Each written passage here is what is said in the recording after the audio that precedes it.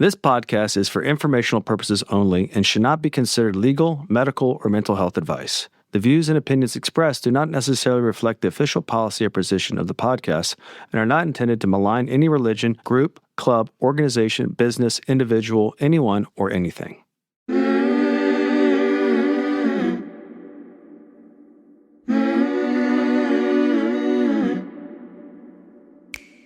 I'm Sarah Edmondson. And I'm Anthony Nippy Ames, and this is A Little Bit Culty. We woke up from a cult, and that journey was captured in The Vow on HBO and in my memoir, Scarred. Now, in this podcast, we break down the shame and secrets that make these experiences so destructive with honest conversations on how seemingly benign groups can cross into the cultiverse and how to spot and recover from trouble if it happens to you. Each week, we bring in experts, survivors, and whistleblowers to explore red flags, resilience, and even share a few laughs because sometimes you gotta laugh. Subscribe to our Patreon for early and ad-free listening, some live Q&A, and exclusive content at patreon.com/alittleBitCulty. Welcome to Season 8 of A Little Bit Culty.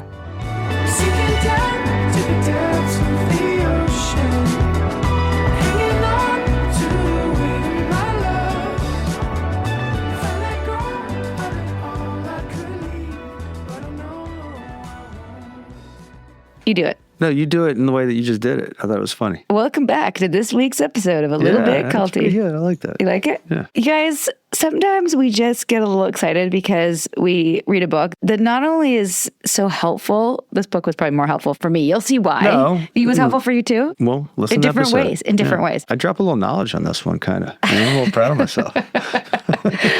All I have to say is that it is such a gift. Like, I get to read a book, talk to the author for an hour and a half, and then share it with you all, and then spend the rest of my week thinking about it. And this book I probably texted to 80 to 90 women friends of mine. You have 80 to 90 women friends? Maybe not that many. I don't know. I have like 2.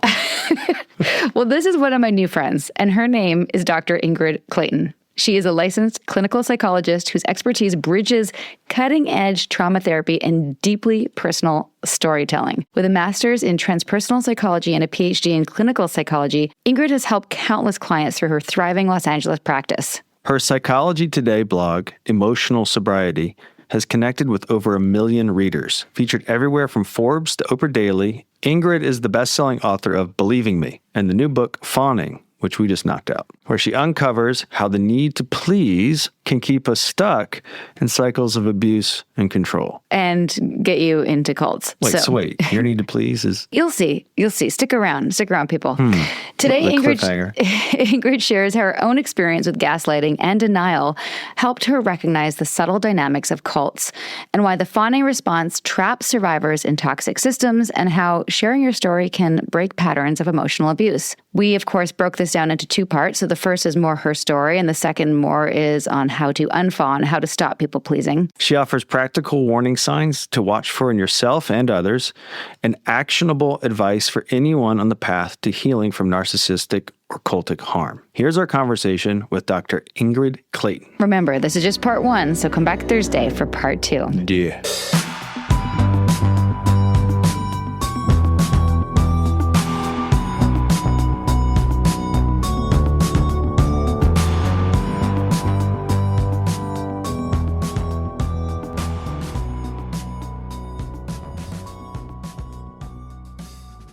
Ingrid, I don't know if you know this about me, but before our podcast, not only did I not finish most books, but I wouldn't even start most books. I had a great bookshelf of self-help books and things that I thought would be good to read or look good on my shelf, but I didn't actually even start or finish them. So our podcast kind of has forced us to read the books because we want to, honor the author, but also we want to do the work, which it sort of encouraged us to do it. We have to read a lot of books, and we don't like to go back-to-back books. And so Sarah was like, we have one to read for this week. I feel like I just got done with one. I was like, oh my God. And I saw Fawning. I was like, what is that about? Like a doe or a deer? What are we doing here?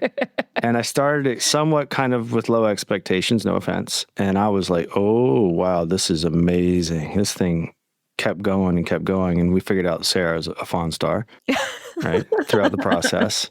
And I related to so many things personally, and then being on the other end of things, understanding and how, I'll let you take off in a minute, but I also recognized like my broad strokes were like, I think little boys fawn. That's right. And they grow out of it. And one of the things that I recognized as a kid is like I was fawning, but it's not going to be forever. Because I feel like physically I'm going to grow out of this and I'm promised the keys to the kingdom and then I'll be free. And that's kind of the promise of a little boy.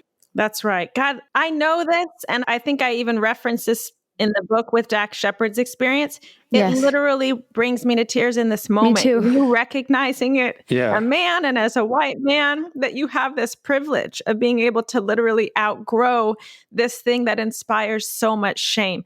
But I also want to say, right, that doesn't mean every man outgrows it. Certainly. Right. Yeah, that's right. I'm 6'2", 210 pounds. So it's not like, even if I don't outgrow it emotionally, there's still physical things in my space that I'm just never going to have to deal with, whether I come to that awareness or not. And I had outlets. I was one of 4 boys. So my outlets were we just go fight. And I played football. So there was always kind of this awareness and kind of graduation into adulthood that I don't have to fawn. And then I figured out I don't really have to fawn for anyone because I can handle my shit. And then I think that kind of allowed me, we can go into whatever, but I think just that alone coming out of this book and then seeing how being on the end of it too has made me more emotionally aware of the Fawn star. And I am going to want to really hear more of that perspective, right? Because it's one I get asked about a lot, and you really are in a great position to be able to share what it's like on the other side, like what you notice, what you think is helpful or not helpful. So I really appreciate,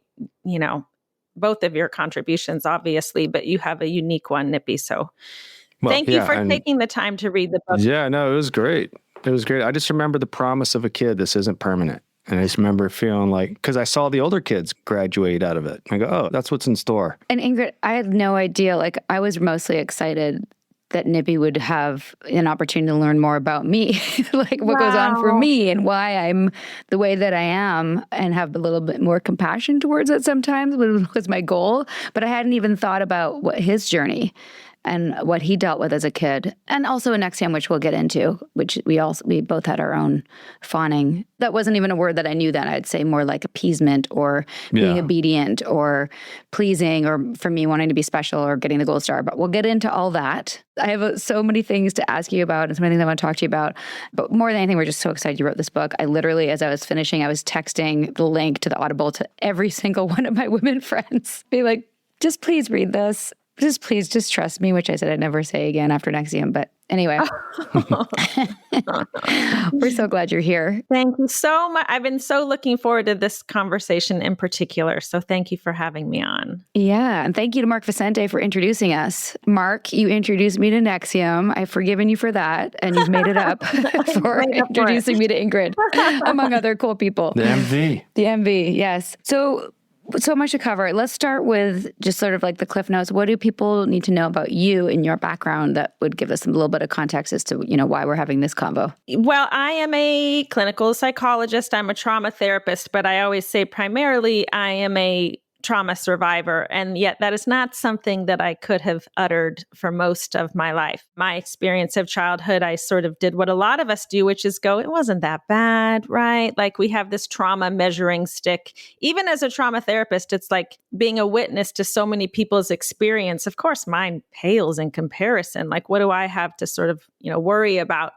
And yet, that kept me stuck for so long in my healing, because if I can't honor that what I experienced was traumatic, I can't avail myself of the tools that can actually help me to heal and move through, right? So I come to this topic of the fawn response very honestly. I come to it as someone who certainly academically and all my subsequent training, it's like I've been trying to crawl out from under this thing for a lifetime and found pretty much everything along the way lacking, right? Every prior lens of whether it was, classic people pleasing or codependency, there was an aspect of those, that language and those tools that first of all felt deeply shaming and pathologizing. Mm-hmm. There was sort of this sense that I was broken, that there was this, like, why don't you just have a voice, Ingrid? Like, just set healthy boundaries. It's so obvious, right? These very rational sort of, why would you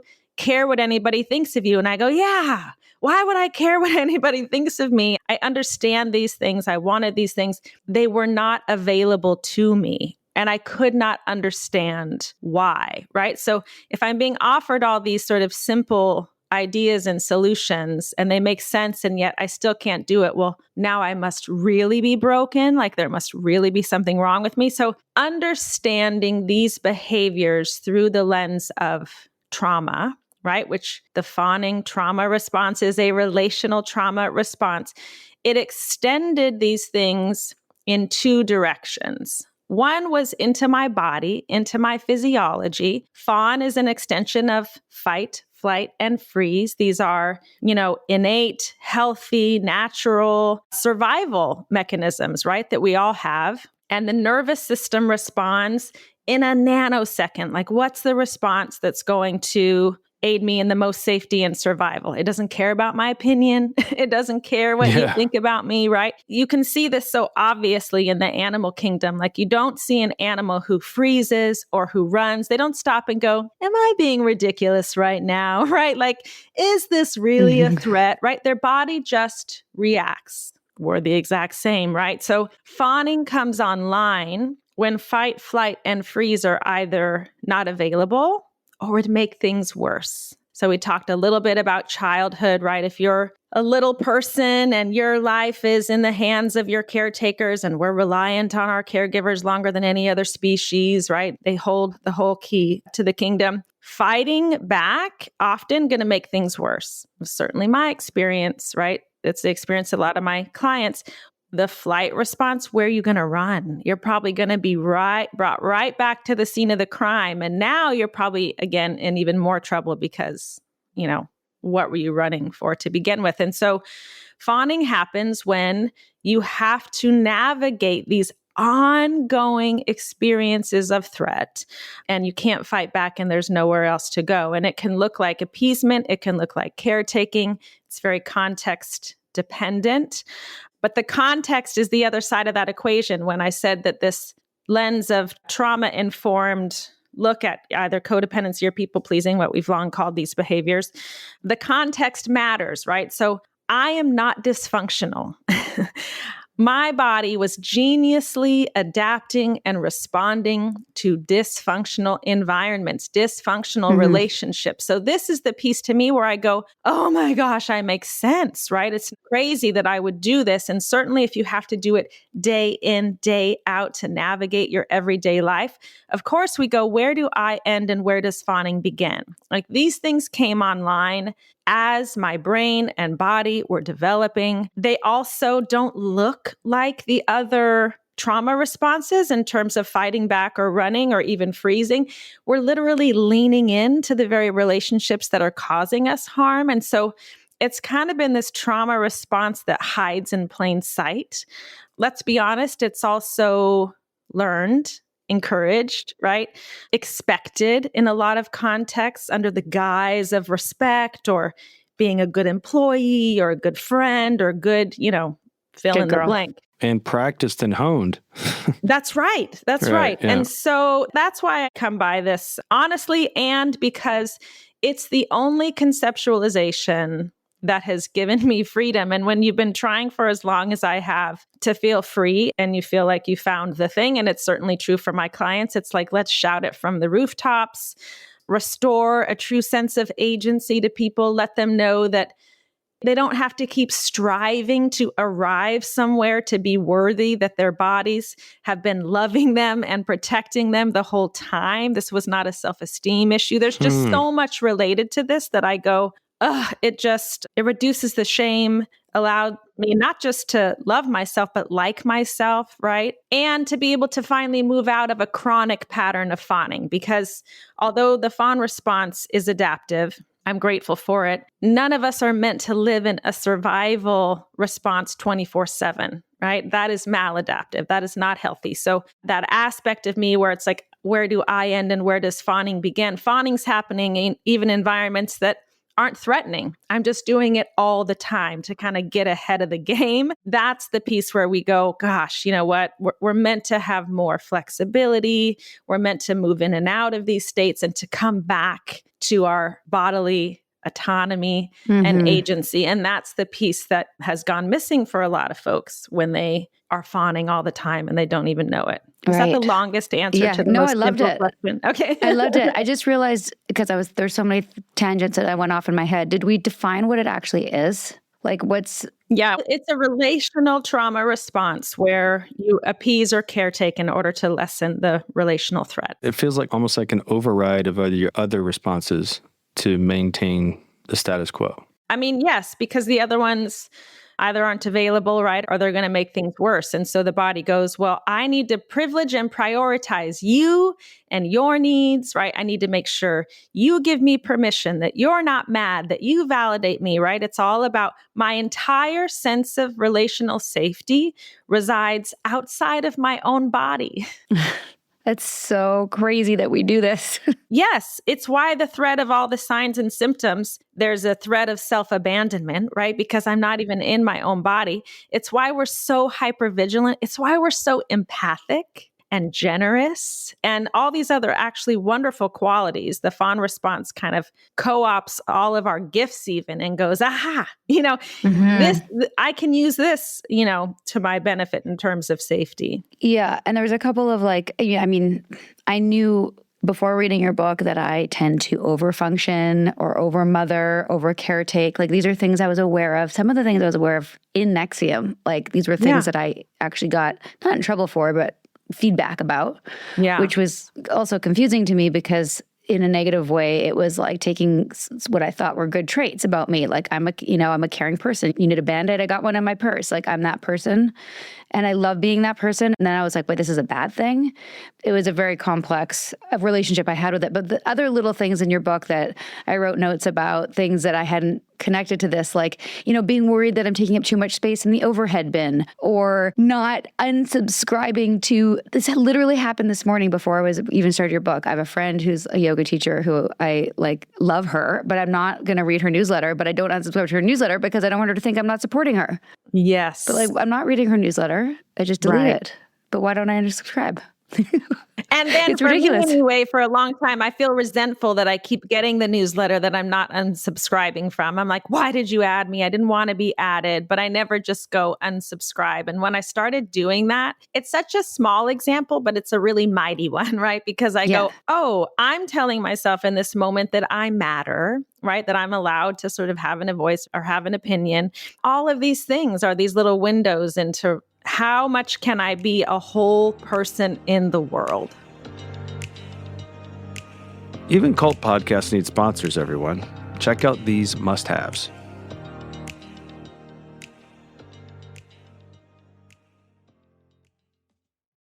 Hey everyone, it's Nippy here, and I'm here to tell you about the new addition to our thoroughbred lifestyle. As we've shared, Sarah and I are pretty healthy, or we try to be. And now there's a new sheriff in town. AG1. We do the smoothies, the gym sessions, the whole deal. And it's still tough to get every nutrient into our bodies to keep this podcast gold going. Finally, we tried AG1 and thought, all right, let's see if this lives up to the hype. And spoiler alert, it does. AG1 is a daily greens powder with 70 plus vitamins, minerals, and whole food source nutrients and 5 probiotic strains in one scoop.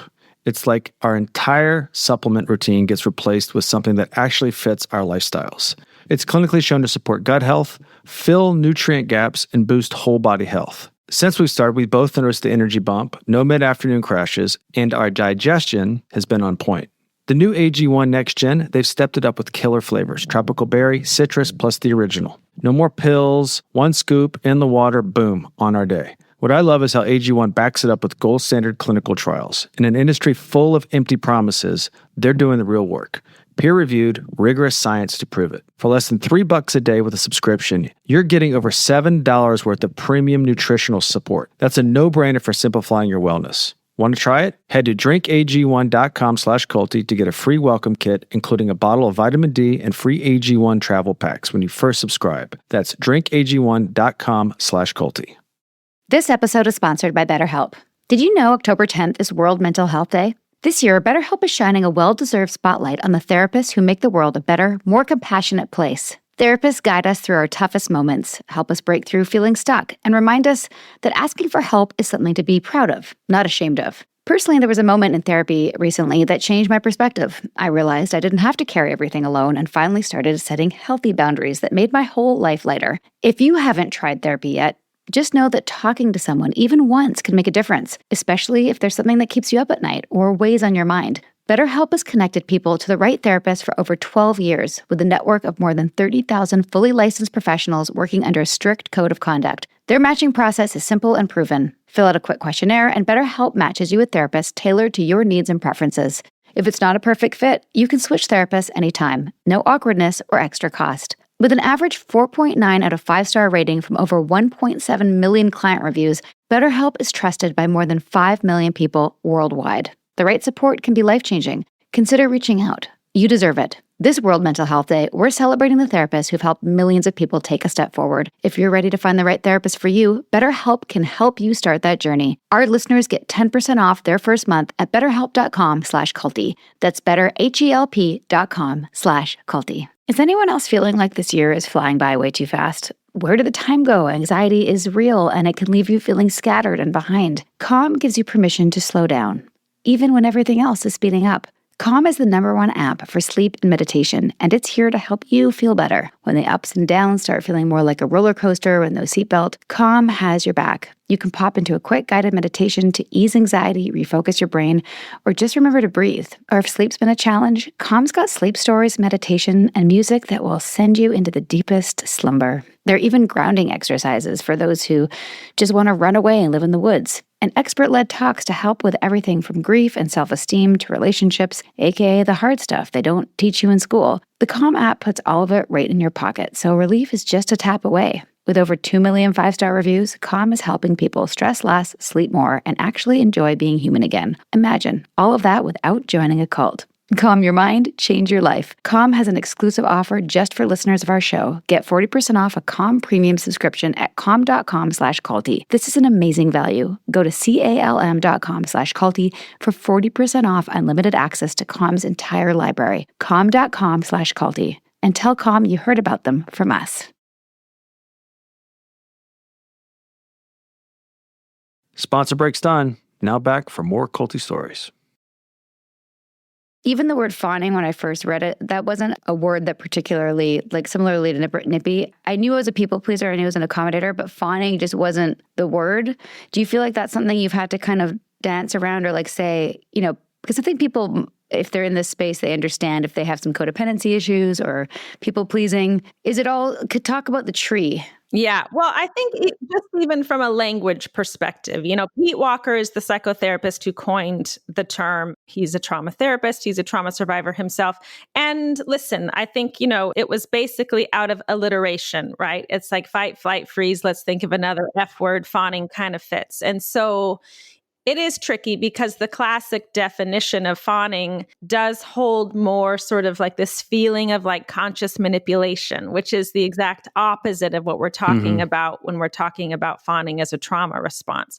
I think my head is so now steeped in this paradigm that the word itself doesn't bother me anymore, but it feels tricky for folks, right? Because either they understand the classic definition or whatever, baby deers, right? You're just what are we? But I've sort of just gotten into the heart of the meaning of the definition in this context, and it doesn't bother me so much anymore. But yes, in terms of that sort of fawning family tree, as it were, I think, I've spoken to a little bit, we haven't been talking about fawning, but we've been talking about these topics, these behaviors for a very long time, right? And if you think about codependency in particular, it came about as a counterpart to chemical dependency, really with this idea that the codependent sort of enabled the addicted one. And similarly, it came out of a disease model, right? Which says there's something fundamentally really wrong with you. And even in Melody Beattie's initial writing, she kind of took all of the current thinking on codependency at the time and tried to boil it down to the essence of the thing. And I'm going to botch it. This is Codependent No More? Yes. And, she basically says it boils down to a need to control and letting other people's behavior affect us. And I was like, you know what? This isn't about being addicted to control.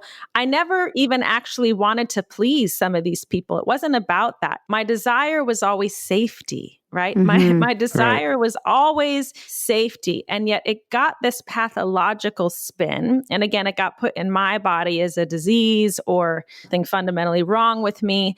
And this has kept so many people stuck and shamed. And listen, for some people, they go, oh, the language of codependency totally makes sense to me. It's never inspired any of that shame. And I go, well, great. I'm not here to take that away either.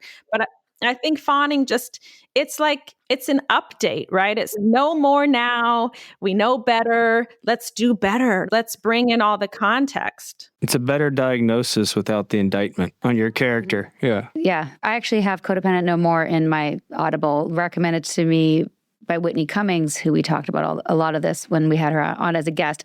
But I never finished it because we weren't interviewing the author. But the other things that resonated with me from your book, examples of over-apologizing, conflict avoidance, hypervigilance. Yeah. I think I've already said caretaking at the expense of self. And this is something I was really always struggled with. I like cooking dinner. I like taking care of my kids. Why am I now feeling resentful if I like doing it? I couldn't figure out why I was so angry as well. You're bringing up 2 points. One is that the other piece that I struggled with codependency is it kind of pathologizes all dependency. And listen, we co-regulate, we cohabitate, we are dependent on one another. You are, in fact, a mother. That is the job of what it means to be a parent. And so oftentimes, I think we're pathologizing the caregivers in our culture while we're simultaneously asking them to do all the heavy lifting and the emotional regulation and manage the whole kit and caboodle, right? But to your other point, fawning often, again, co-ops these things that are maybe our gifts, maybe our assets, maybe our longings even, right? That, I think about before I was a therapist many moons ago, I was a singer-songwriter. I was a performer. There's an aspect of fawning that is a performance, right? And yet the sort of dividing line between where these things are just things that are a part of us and we're not meant to, stop doing these things. It's what would happen if I didn't perform in this relationship? What would happen if I didn't overextend myself and do all the emotional labor and do the caretaking, right? It's, do I have a sense of choice and agency to not do those things? And that's where we can start to feel like, oh no, I can't have a voice. I can't drop that ball. That would be like a bomb going off. So it's not about not being generous and kind and even mothering. Those are wonderful things. But it's like, am I allowed to also be, blustery and have a voice and lazy and all the rest of it? To summarize it kind of feels like if fawning is a part of your process, eventually you're going to get the bill for it and where you don't feel appreciated or you don't feel I can't not do this. And it has the potential to poison things that are principled and valued to you. Obviously, Sarah's a great mother. She signed up for motherhood. Right. But because fawning is part of her process, it's going to come up in certain areas where she doesn't feel like she has time for herself, her care or whatever, and she's going to feel... Or I feel guilty if I go to yoga when the kids are home or something, We feel guilt. And then to your point, we also feel the resentment, right? Because we're like, ugh, right? And those are windows into, oh, wow, I wonder where I need a little more healing, they're windows into where we need to do a little more work. Or at worst, this whole relationship is based on my process of fawning and I probably shouldn't be in it. Are you trying to tell me something? No, not at all. I'm just taking it to an extreme to understand it more deeply. It is a reality, right? That we say, well, when you stop people pleasing, people will not be pleased. And I love that line. Sometimes that does mean relationships have to end. That I've seen this with clients, right? Sometimes they stop fawning all the time and the relationship changes for the better because there's more intimacy, right? There might be rupture in the relationship, but now there's opportunity for repair, for deepening things, for being, right? Inviting both parties to be two whole people. It can be so beautiful. But sometimes when fawning has been your only strategy and you start to do it less and less, the other person's like, what the fuck? This is not what I signed up for. Who the hell are you? Why aren't you picking up all my, dirty laundry, so to speak, and being happy about it? What's in this for me? And those relationships do Will have fall to away. ultimately end. I married the fawner, not the person. That's right. Not me. I'm sorry. I'm still in the metaphor phase here. We're going to get into, I'm hoping like the latter half, get into sort of like how to stop fawning and getting some, more practical tools. But I just want to say something while I remember it. One of the cool things about being in Atlanta and having a new set of friends is that I've been trying to be very intentional right from the beginning to say, I didn't have this language yet, but now of course I've sent all of them the book. If we make plans and you don't have capacity, you don't have to tell me that you have a migraine or something. You just say, I can't do it. I don't have it in me. And we don't push, because I had a tendency to push and be like, oh, do you want me to bring you a Tylenol? And then we can go do your, like, I would try to find a way to make it work for them, because that's what I was taught to do in Nexium. Like I was trying to fix things for them so that they could do what I thought they wanted to do, versus not recognizing that they might be giving me an excuse because they couldn't tell me honestly. Fawners are fawning with each other. Yeah.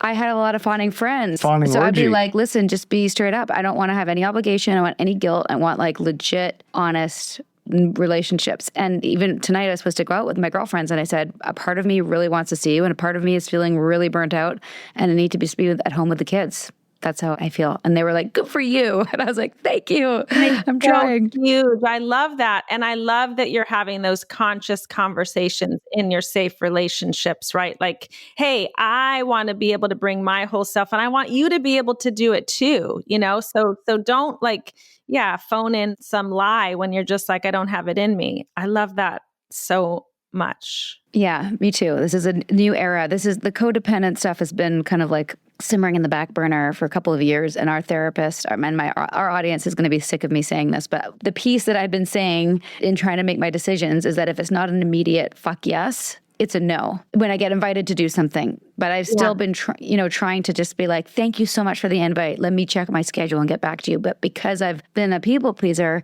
my immediate response is, yeah, of course, I'd love to do that. Because in the moment, I do want to, but partly because I want to be liked. Yeah.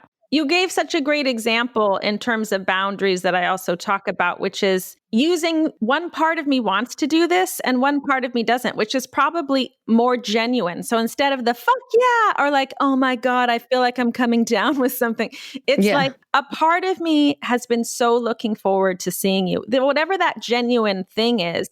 And, oh my gosh, I just truly do feel so exhausted, or I need to spend the time with my kids. I love giving that broader context, because it's real and it's authentic. But I think it also just shows how we're moving out of this black and white binary all or nothing thing, which is just so restricting. It's not reality, right? The reality is often this bigger, maybe messy, more complicated picture. And I think that creates so much more connection with other people, the real thing we've been longing for. Yes. And it's funny you mentioned the black and white thing, because that's such a huge part of people's thinking who are in cults or in a cultic structure where it's like us and them. This is the right way. That's the wrong way. There's no room for nuance. Let's shift a little bit, if you don't mind, into, because I know you do talk about cults in your book. It's not the main focus, but I know that many of our cult survivors we've had in the guests describe how they've had these feelings of having to suppress their needs, their voice, their doubts in order to stay safe in the group. How do you see the Fawn response showing up in the context of cult recruitment, indoctrination, so forth? Well, yeah, certainly any sort of system of power, and a cult is a good example, is ripe for the Fawn response. And you see this often even just in general communities of sort of, well, this is the community culture. And you're like, oh, well, my whole life kind of resides in that community. And they don't want me to have, these behaviors, thoughts, or feelings. So I need to leave them on the outside. I mean, it's a great example of fawning. It's having to leave vital, maybe even aspects of myself at the door in order to belong, to get these other needs met, right? So it also points to, again, this double bind that we're in, and the body has to choose. And what I say is the body chooses safety, and that might be the safety of being in the group, right?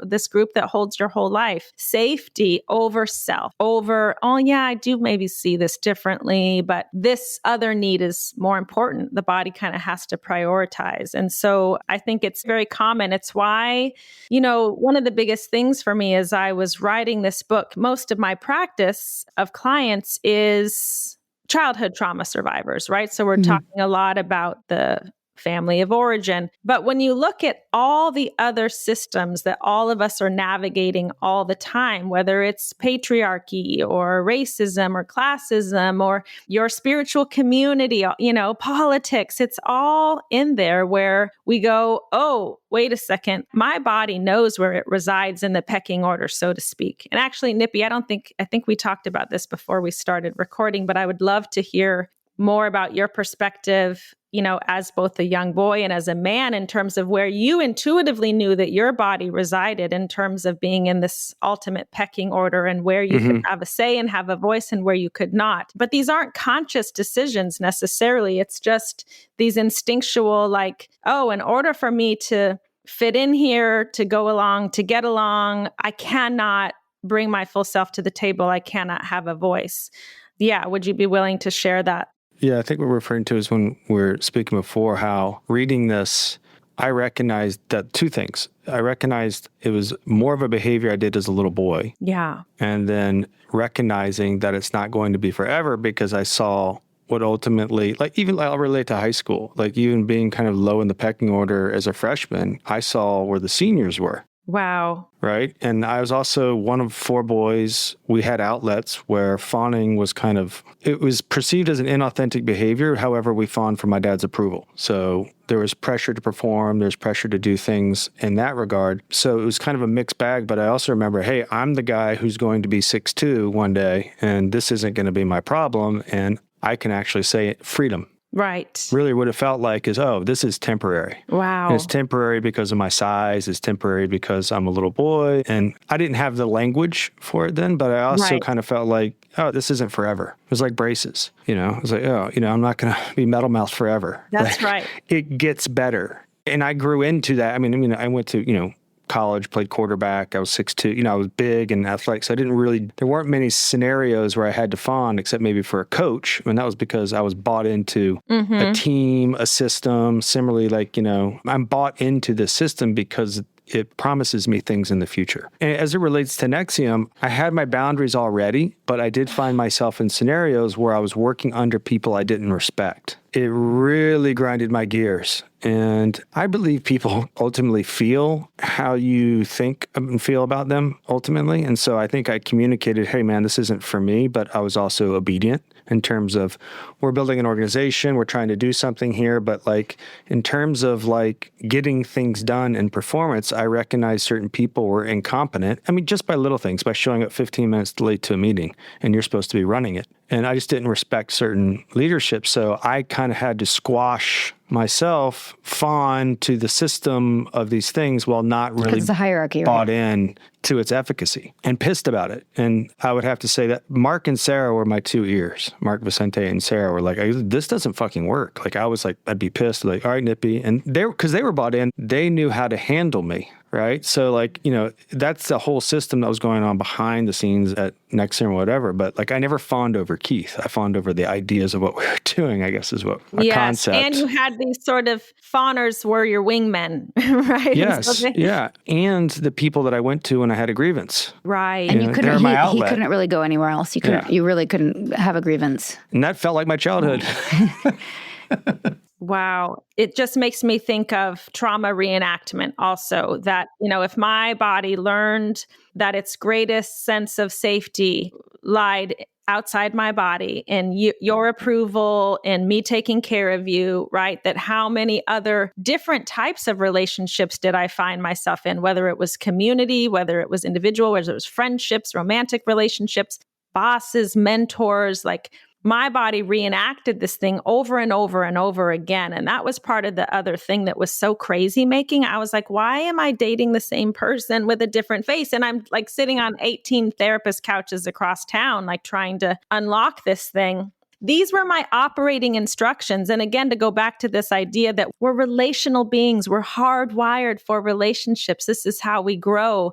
That the coupling of those two things meant that this is just, in fact, when I see exploitation or neglect or some of these things, it almost turns on my body's I know how to deal with that. It's like the on-ramp to my helpfulness or my compliance, which is also the on-ramp to my fawning. And here we go again. Even though I might be thinking, well, this time it's going to be different.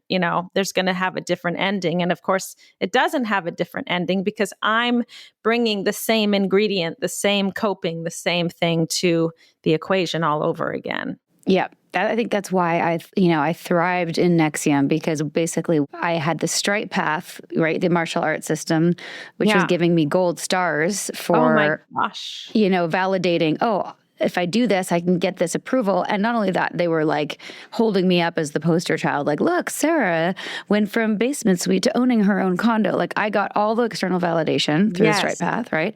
Then I got to be in charge of a bunch of people, like the leader, and create a community. So as somebody who is an only child, and probably my worst trauma as a kid was my parents splitting up at the age of 2.5, and then my mom getting sick, and not that I took care of her, but I remember rubbing cream into her feet at a very young age, and her arthritis was really bad. But just maybe having my childhood kind of, not super safe in that way, not huge trauma, like you said, the measuring stick of trauma. I never thought it was that bad, but it was hard for me at the time. I was an only child until long story, my brother came around 9 years later, but I've always was craving friends, and, I wouldn't have said community at the age of 3, but I wanted to have friends. And then eventually, I created my own community. I built my own, so I built all the things that I wanted that kind of covered that wound. Gosh.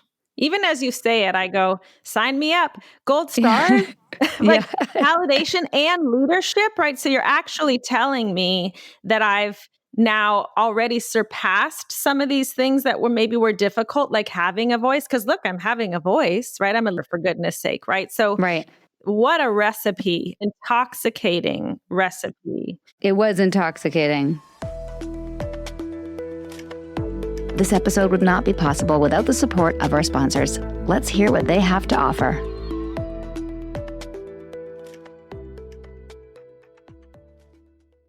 Some days your brain just needs a little vacation that your body can actually afford. That's when IndaCloud comes in. You juggle the chaos, you answer the endless emails, maybe even go outside sometimes. So yeah, you've earned a better way to unwind. IndaCloud makes federally legal THC products, gummies, pre-rolls, flour, all designed to turn hanging on into actually chilling.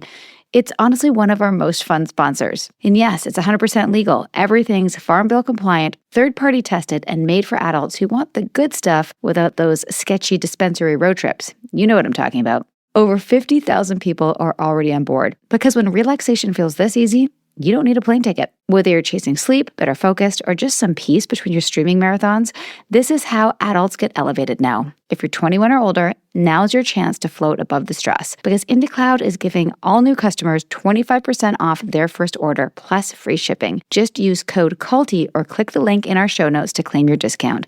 That's indacloud.co. INDACLOUD.co. Use code CULTY for free shipping plus 25% off your first order. Fill out their quick survey when you order to support the show. All thanks to IndaCloud. Did you skip over all the ads? We hope you didn't.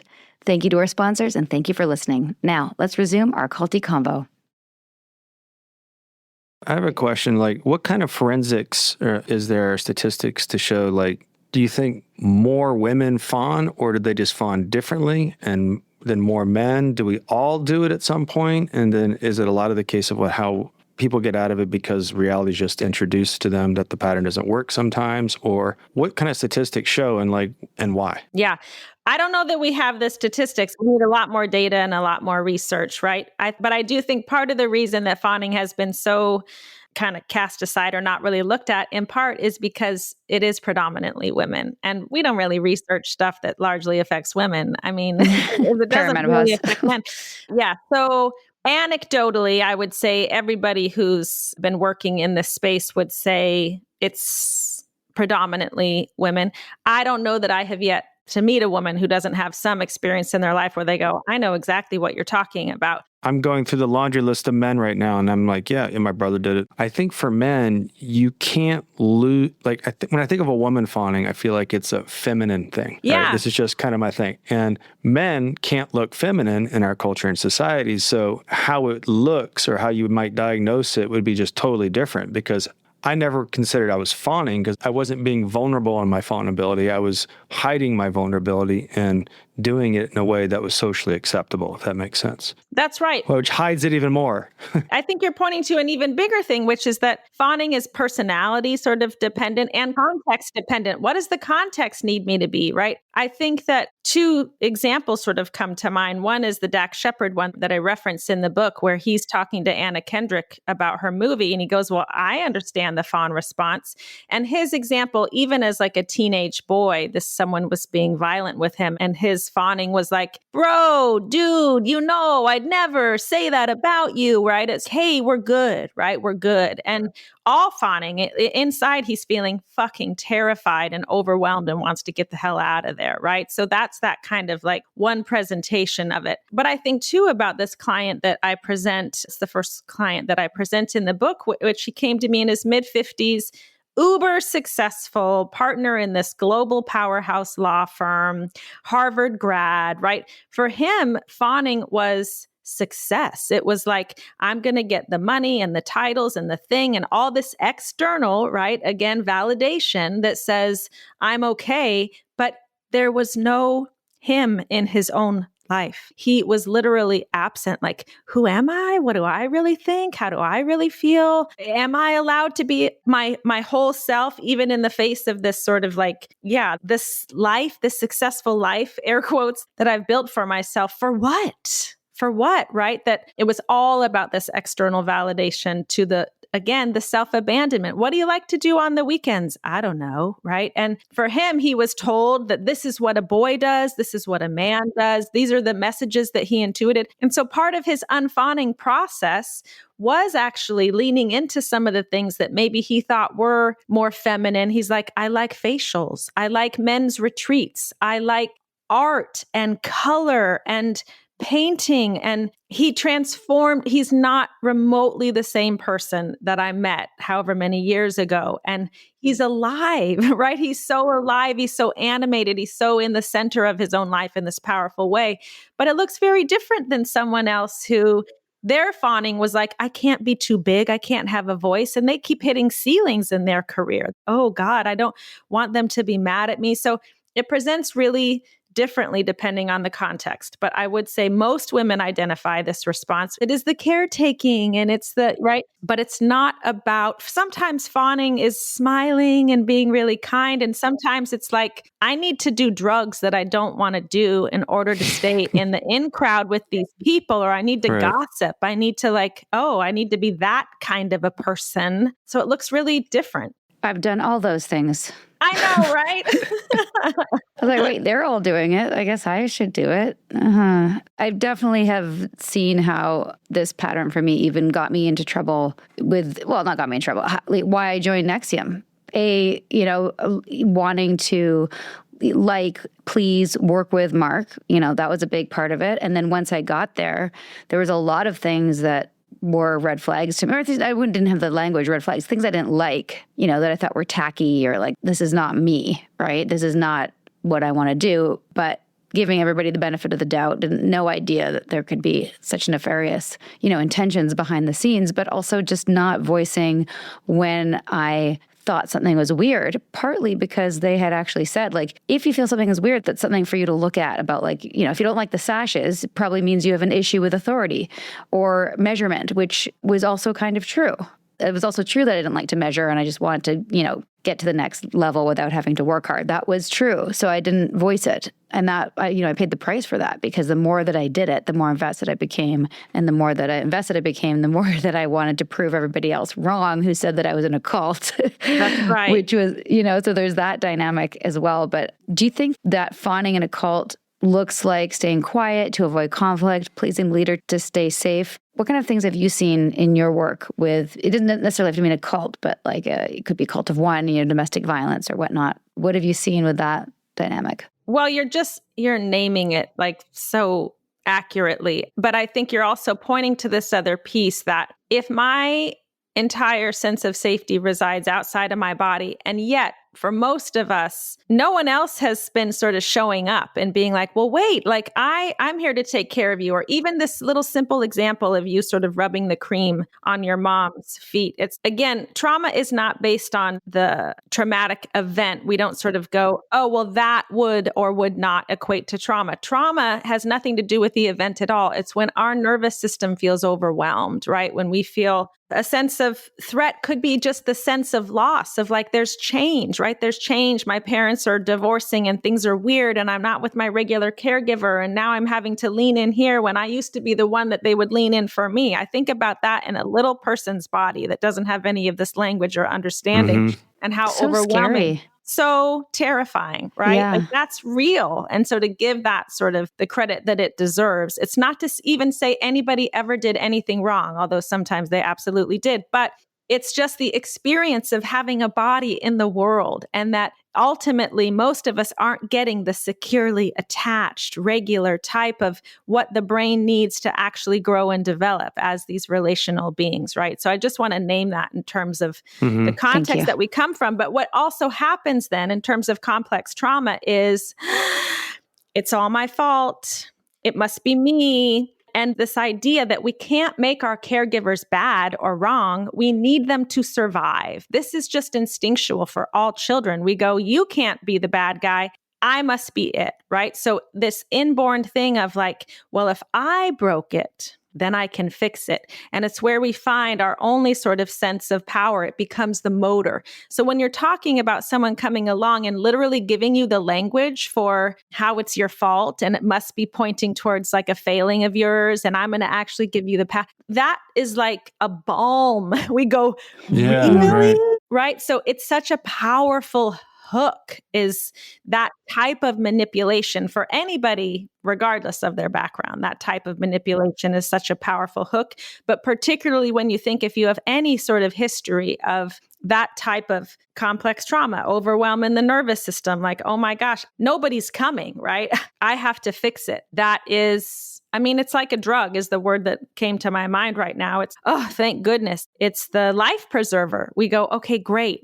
So that is often a part of the trap. It's the hook that keeps us fawning, right? I was going to ask something. One of the things that came up inevitably reading this book is, Keith and how he had these women fawning over them. And then I got to thinking, oh, he must understand this mechanism pretty well. Yeah.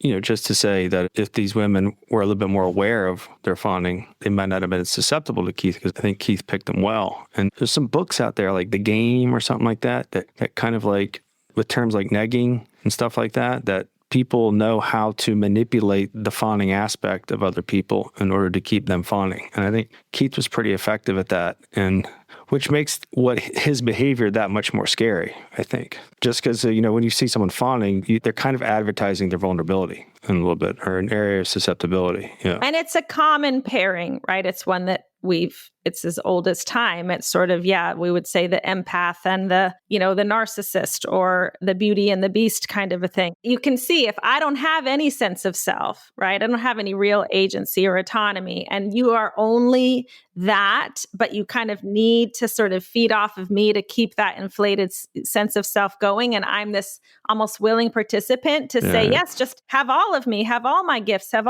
of course, it just keeps that cycle going. And the other piece, I guess maybe I'm curious that I did speak to this aspect of sexual fawning, that particularly for women who are automatically disempowered, but at the same time, we're taught in every image we've ever seen since we were born, like, but you do have some power, and it's in your ability, not just to caretake, but to be attractive and to be sexy and to be a sex object. That, at least in my personal experience, boy, did that sort of really get roped in with my fawning. It's not just pleasing, but even flirting with men that I'm like, I'm not interested. And I didn't want them to be interested in me, but it came on in terms of like managing this crackling sort of sense of threat. Like, I got to stay on your good side. And I wonder about that too, Sarah, like if that part of the book resonated with you. Yeah, not so much with Nexium. Me and Keith, I, for whatever reason, felt some instinct to keep him at arm's length. Yeah. And at the time I thought it was because of my issues. Like I'd been told, and directly by him, that I'm surface, I'm materialistic, I do not have depth. So when I felt uncomfortable around him, it's like I just am not depthy enough, intelligent enough to even interrelate with him. So I kept myself small around. I'm definitely fond, but it wasn't sexual. Right. And obviously, knowing what we know now, that was a big component for a lot of women. Yeah. You saying that reminds me. We interviewed a woman named Rebecca Lamov. You guys should be friends. Yeah, she's great. She's super smart. And I listened to her podcast when she was on Rogan, and she was talking about the guy that she was first with, and he was a little bit older. She's like, I think I liked him because he made me see things about myself that I couldn't see. And that to me was a parallel to you, because I think that's what Keith's trying to do to these women. He's looking intelligent. He's looking superior to them, and he's setting that up. And I just think you just didn't take the bait on that. I think it may have hurt a little bit. I think partly because I had and still do have a good relationship with my dad. And I didn't need a father figure. Yeah. I wasn't like craving him to come and fill that role for me. I respected him. I respected him greatly. And I definitely fawned around him in terms of like putting his intelligence on a pedestal. Yeah. And, if he really did create everything we learned in NXIVM, he would be a genius. But we know he stole it, right? Well, he still might be a genius. He just used it to hurt people. I was respecting the wrong thing. For sure. I have definitely used my sexuality or my flirting to get out of situations. That's why I'm here. Just kidding. Sorry. The proof of fawning, ladies and gentlemen. Yes. This is where it leads. 2 beautiful children later. No, I mean, there were so many moments in the book where I was like, yep, done that. I've definitely been in situations. One of my sort of other semi-Me Too moment was with somebody where I knew it was better just to like go along with it and do as little as I could with, to keep the person happy, and then extract myself. And it's one of the grossest interactions I can think of. And when I think about my experiences, really gross. It would have looked consensual. You know what I mean? Like, because I'm like, this is better than what it could be. So I might as well just do that. And I think even beyond sexuality, our behavior often looks consensual, right? It did with my stepdad even. He was literally grooming me to be his girlfriend. And I'm going with him to Las Vegas, and I'm holding his hand in the casino because he's telling me we'll get in trouble, right, if I don't do that. And so I'm doing it for a different reason, but I'm buying in, right? I'm going to hold your hand as we're walking through the casino, as you're parading me around as your girlfriend. So a lot of our behaviors end up being even semi-consensual. We just think we're doing it for a different reason, right? One, to keep us safe. But it gets mistaken for this larger, fuller sense of consent. And I think that's such a tricky thing. But the other thing you were talking about with that professorial sort of, I'm the expert and I'm super smart or whatever, I think I've also realized how much, even in mental health and probably every other, sort of hierarchy where there's a sense of like, I have all the answers. And it's why even when you say like, okay, who are you? And I say, well, yes, I'm a clinical psychologist, blah, blah, blah. I go, but I'm a trauma survivor. I'm a human being. I'm someone with a body who's never going to be at some finish line of having all the answers. And I think so often in the mental health field, we're told to kind of present in this like one-dimensional way. And it actually encourages more fawning, because now people are coming in and they're like, well, first of all, as a fawner, I want to be a good client, and I want you to think that I'm a good client. And of course, I appreciate what you have to say, and I'm doing the work. And meanwhile, the client's sitting there going, this isn't helpful at all. Nothing is changing, but I can't tell her that. And if I do, in fact, think I have all the answers, and I'm like, well, this is because you have this complex and X, Y, and Z happened. What I'm literally doing is I'm robbing them one more time of being able to connect to their own truth, their own gut. Yeah. When you say like, there were red flags, but I didn't know there were red flags, and I just kind of went for the low-hanging fruit answer that was given to me, I'm telling people, don't listen to you. Let's not slow things down and be curious what you're experiencing. Just take my word for it. And I think think as a field, not just in mental health, but I think any sort of system, we have to look at like who's holding the power and how are they still, even not consciously, but perpetuating this thing where the people that are disempowered are required to fawn to maintain the relationship. And so me leading in some ways with my own humanity, it kind of evens the playing field even just a little bit. I love that about it, how you do it. Deifies you in a way. Right. You're not going into that like, oh, I'm supposed to assume this position.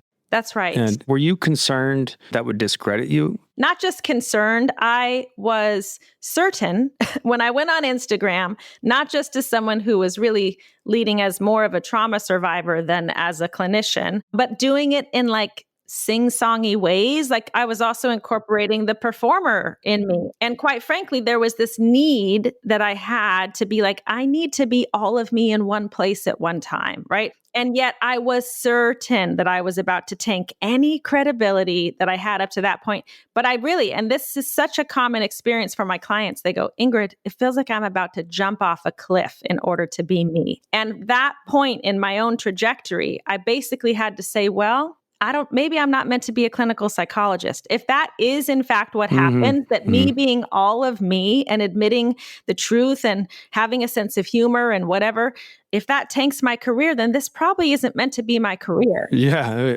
Also, you're trying to get people to be that way. You have to be that way too. So for me, when I heard that at the end of your book, just so you know how it came off to me, it gave you more credibility in my mind. What did? Saying that you were a trauma survivor in your title, it had that effect on me. Because I do feel like, when you go into, oh, so-and-so, and all the letters by their names kind of feels like, okay. You've been through it. Like, I would much prefer to work with somebody like you than someone who just read about it. Lived experience, the greatest teacher of all. That's right. 100%.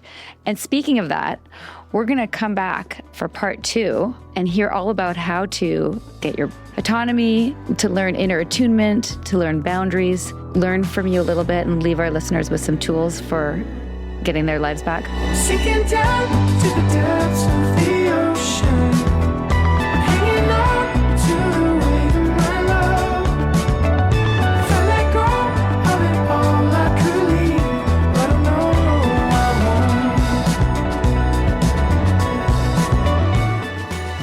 won't. We hope you're enjoying A Little Bit Culty. If so, please do show us some love. Drop a rating or leave a review. Hit subscribe on Apple, Spotify, or wherever you listen. And subscribe to our Patreon at patreon.com/alittlebitculty. Even better, send this episode to someone who needs it. Maybe they're in a cult.